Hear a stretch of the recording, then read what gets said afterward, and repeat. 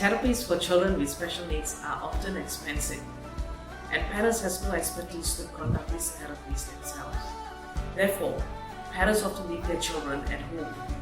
The module of ecotherapy focuses on conveying techniques and activities of ecotherapy via a hands-on workshop with parents. It's sustainable, as its techniques can be done continuously and free at any parks and gardens.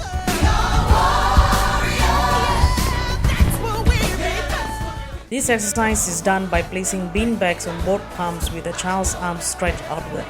The child walks along the red-colored pathway, acting as the balancing beam guided by a parent. In the guide the ball exercise, the child has to guide the ball with their foot while walking, in between the arranged cones in a zigzag pattern.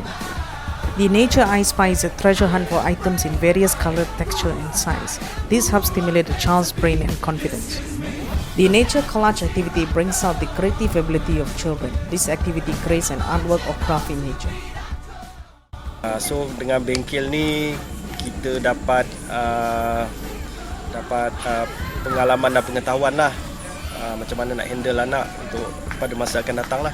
Today after joining this program, I feel that there are a lot of simple ways that we can do by ourselves without paying money go to outside to those specialists. Macam tadi kita macam first tu kita akan belajar dari segi keseimbangan kat park. So macam kita boleh guna apa yang ada kat taman. So untuk yang kedua tu kita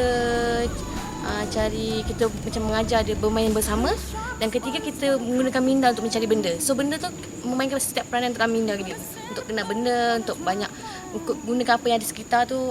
This is brave, this is bruised, this is who I'm meant to be, this is me.